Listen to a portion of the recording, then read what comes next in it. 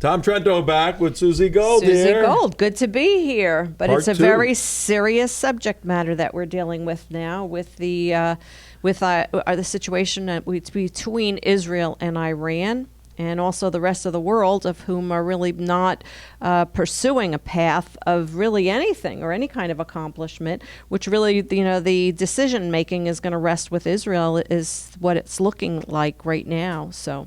And we have back Barry Shaw. We have Barry Senior Shaw with Associate us. with Israel Institute for Strategic Studies. From Israel. Barry's been on our show many, many times. He's spoken for us when we take people to Israel.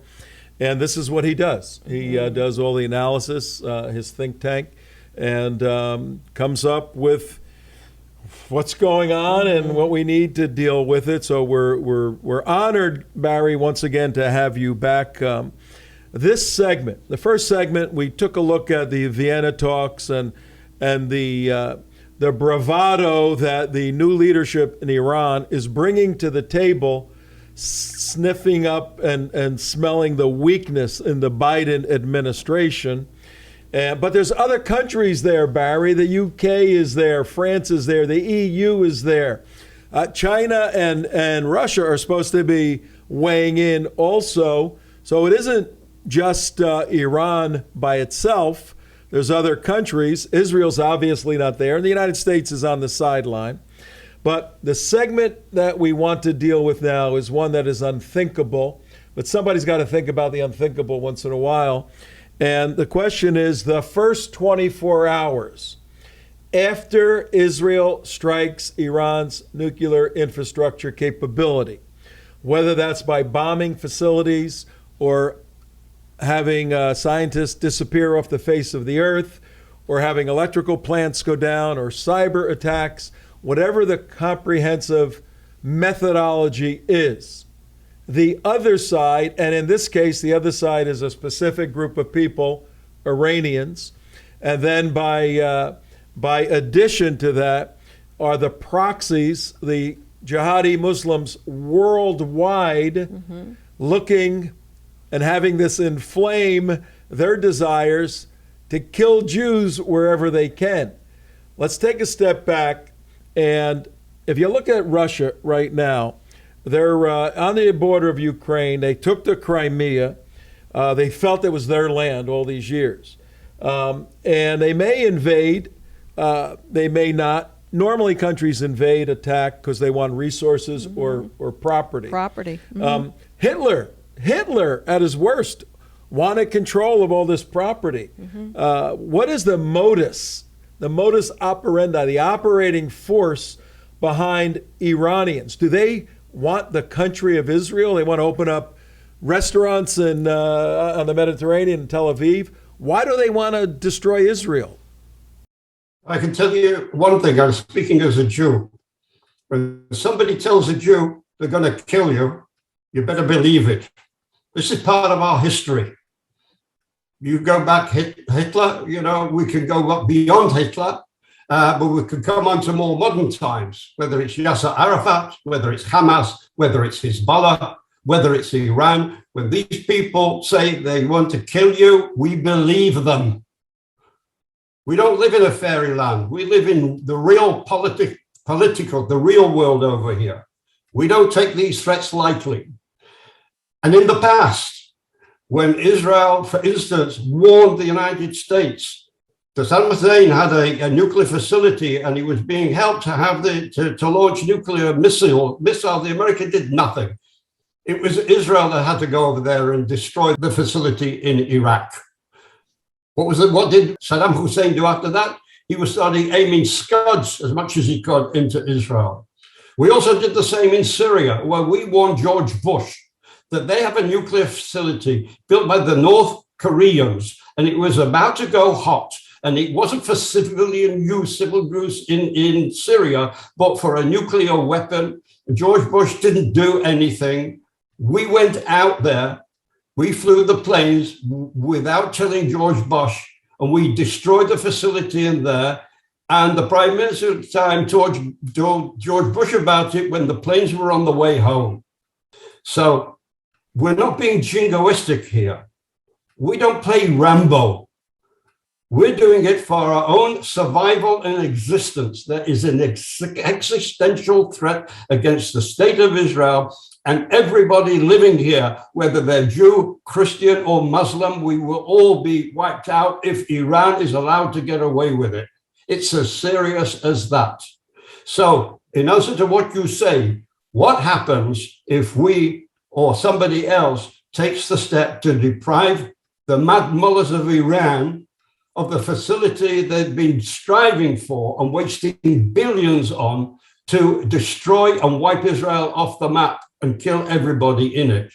Well, what we are going to get will be instructions from the mad mullahs of Iran to get their proxies in the area to open war against Israel, even before anything drops on Israel. And we anticipate, and this, so does the IDF, and so does the Home Front, predict that at such a time, we would be assaulted by Hamas in the south and by Hezbollah in the north, and whatever is left on the Iranian missiles and their proxies over our eastern border in Syria as well. And that's why we will be prepared, or as much as possible, to defend ourselves from thousands of rockets a day. In the last conflict we had in May, took about 10, 11 days. Israel went under a barrage of over 4,000 rockets in about 11 days. They're anticipating there could be that number or more fired in a single day. We know there are at least, what's the half of this, 120,000 rockets, missiles supplied by Iran in southern Lebanon, in houses, in schools, and underground systems right now, ready for Hezbollah to launch against Israel as soon as they get the word from Tehran. But when you hear every other day, you probably don't hear them all, but about Israel is suspected of attacking targets in Homs or outside of Damascus or Damascus airport, or there was one a few days ago where planes apparently destroyed a cargo that had just arrived in the Syrian port of Latakia. Big explosions at the port. In these, it's part of the ongoing silent war that's going on by the IDF, by the Israeli Air Force, to deplete Iran and their proxies of the strategic, precise missiles that they want to launch when the time comes at Israel. Mm-hmm. And this is really a matter of survival. It's Israel's survival, the survival of the Jewish people. A very sobering analysis, to say the least, but it comes back to the motivating, driving force. The Persians are very interesting people, but the Iranian leadership are the megalomaniacs, the theologically driven Twelvers. They are mandated by Allah, their belief, to destroy Jews. They hate Jews. This is a Jew hatred, wipe out the Jew, kill him, get rid of him, use these weapons. Maybe Israel has the capability, certainly with the United States teaming up, the capability to degrade the nuclear capability of Iran. But stopping 1,000, let alone 2,000 or 3,000. We have been there. We've been up to the whole border in Lebanon, Mizgav Aram in the northeast corner. 100 yards, you see the homes, beautiful homes, and you know there's missiles in there. And we have heard, Barry, through the years, the IDF, again, publicized the fact that we're not fighting a war to please the United Nations next time. Not the war between the wars, but the next war. We're going to decimate, destroy everything south of the Litani River, taking out electricity, taking out water very, very quickly. Otherwise, you have to withstand. I mean, you're in Netanya. Can you get hit from missiles launched in Lebanon, in Netanya? Yes, absolutely. So you're not an analyst anymore. You're a target. You know, Barry Shaw and his family's a target in Netanya. He's not an analyst on an ivory tower talking about this stuff.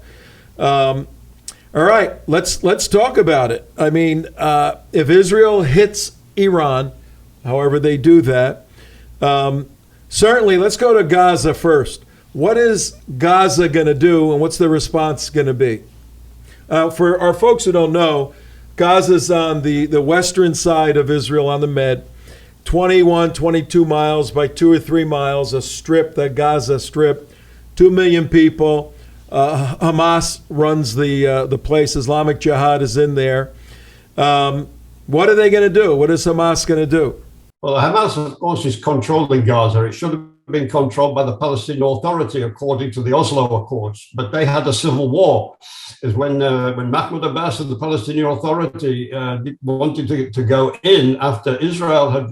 Have to remember this. We obeyed. We complied with the Oslo Accord, which we signed with Yasser Arafat. And part of that was that we withdrew somewhere up to 9,000 Jews who were living in Gaza at their homes and worked there and agricultural settlements and everything. We uprooted all of them and brought them into Israel proper. And then we said to the Palestinian authorities, take this part of Gaza, take the agricultural farms that we've left for you, the houses and all the facilities. But there was a civil war. And in that civil war, Hamas won. That's why Hamas came to control Gaza. And quite frankly, the Gazans, the people of Gaza, are held hostage to Hamas, which is part of its charter, an ongoing hatred against Jews and a determination to annihilate the Jewish state and kill all the Jews in it. Now, if you think this is a mild threat, this is what they've been doing ever since. It's hatred that has stopped a peace process that Israel had agreed to. And also have you in the United States, when you go onto your campuses and you see some of the parades in the streets that you had in the month of May, when we were suffering from 4,000 rockets, you saw street protests and campus protests, which were saying, Palestine forever, free Palestine from the river to the sea. You saw that in America. Yep. Mm-hmm. They weren't sympathetic for Jews under attack from an Islamic terrorist organization and an internationally designated terror organization. They were showing sympathy to this organization. Take it further. You have people in your Congress who were supporting Hamas in the Democratic Party. And this is the influential wing of the Democratic Party these days. We were talking the other day, Susie, if the Hamas and Islamic Jihad lines up on that fence, and we've been there many times, protesting, throwing balloons and missiles, whatever, and it's war, and the Israelis have to start shooting people to push them down. CNN's going to have the Israelis shooting teenagers and they're dying. Or if Israel starts striking those homes in southern Lebanon, which they're going to have to because there's weapons there, and they're going to hold up dead babies, pieces of babies. Well, that's what the media does. And while we were there on one of our missions prior to COVID, we saw how the media is on the other side of the fence with the Gazans. So they don't show it from the Israel perspective or the harm that's being inflicted on residents in the south of Israel. They don't picture that at all. It's like right is wrong and wrong is right. It's a complete confusion and distortion of the truth. So, and we saw it, so here you have the media. Yeah, the media is like, those oppressors. The Israelis are the oppressors. And what they have done is they're totally distorted, and they're teaching the kids, the university kids and everything, from anything that comes out in the media. It's always like Israel is the adversary. They are the ones that are inflicting the harm. They're not wrong. the other Israel's way around. wrong all the time. A couple of things as we wind this down, Barry. What we're doing this series to alert Americans if indeed Israel strikes, and it looks like there's about a 6-month window before the reactors turn hot. Then if Israel strikes, we know the Arab Street, as you referenced back in May of this year, will erupt. It's theater for them, gives them something to do. The campuses are going to erupt, the Democrat inner cities. This time they have who? They have Antifa, Black Lives with Matter. them. It's going to be more lethal. So we're alerting Americans to the lethality of these groups protesting against Israel, particularly if Israel starts winning the war. But that begs the question for you, Barry. How does that war, Israel strikes, all hell breaks loose, north, south, east, west, underground, above ground. How does Israel end the war against the enemies around them when this occurs? Well, the simple answer for this is we can't, because we're not allowed to by the international community.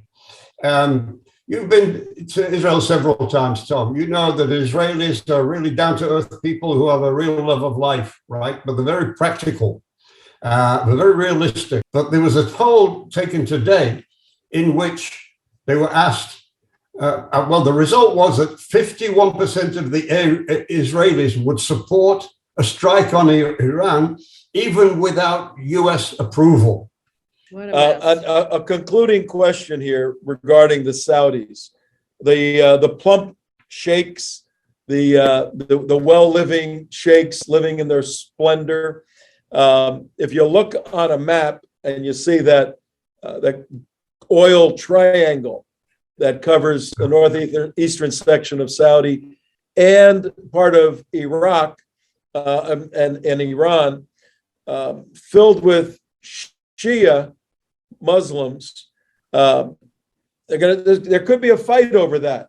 Do the Saudis have military capability and military will to defend their own oil fields against the Iranians? There's a problem there because, as you rightly said, the Shia will absolutely support Iran in any steps they take against Israel or anybody else, and that, of course, stabilize the Arab world. If the Iranians get an upper hand in defeating Israel, or at least causing Israel to say, enough, go build your weapons, just stop. Whether they stop or not is an interesting question. But even if they do stop and Israel is broken, buildings damaged all over, infrastructure destroyed, fires all over, dead people, a lot of military equipment destroyed.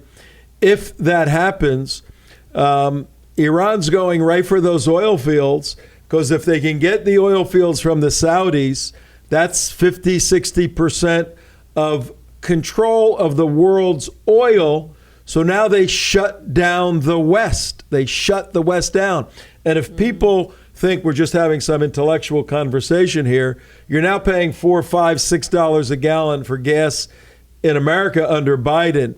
In 4 months, with Iran prevailing because the United States took a time out, if there's a world, we may be in the book of Revelation here, if there's a world left, gasoline's going to be 10, whatever the Iranians want. They're going to say, they'll be dictating that today gas in America is going to be $15 a gallon.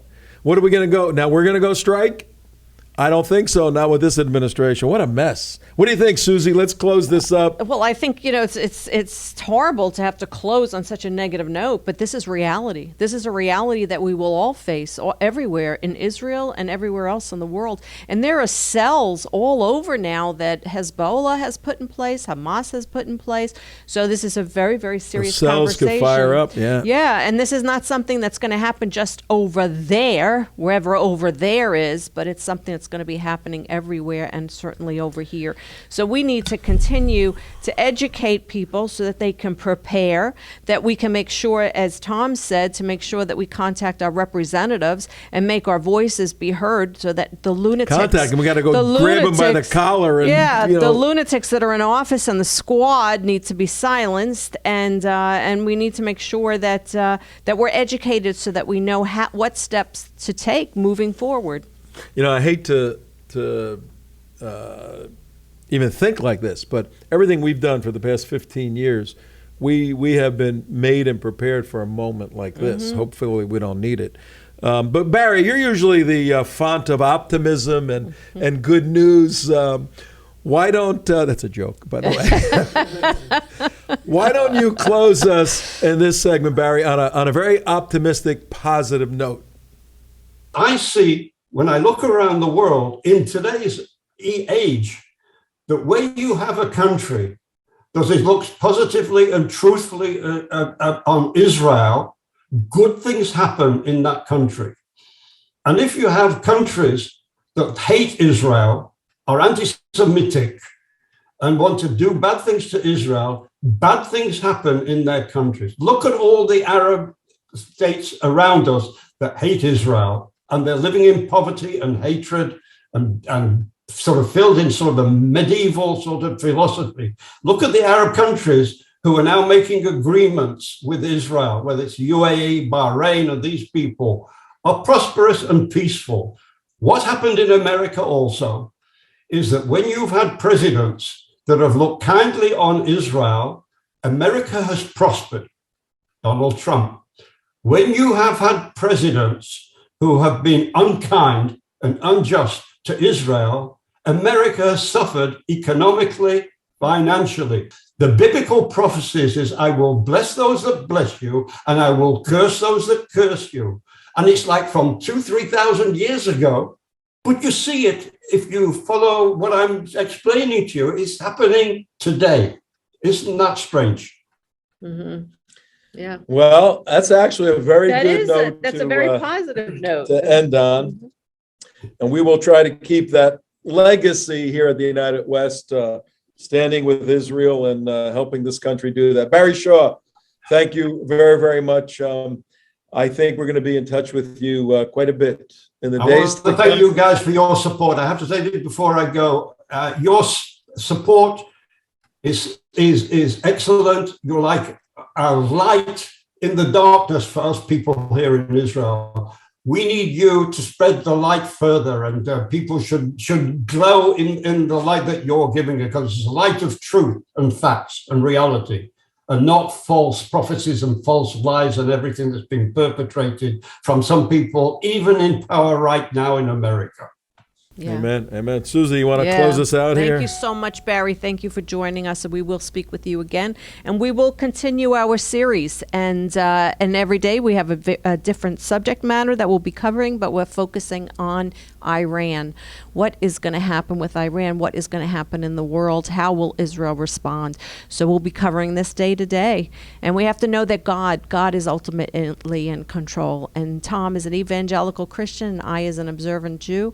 And, certainly want to make sure that we impress upon everyone that we have abilities and we have to do what it is that we need to do, but God is ultimately in charge. Amen. All right, we'll see you.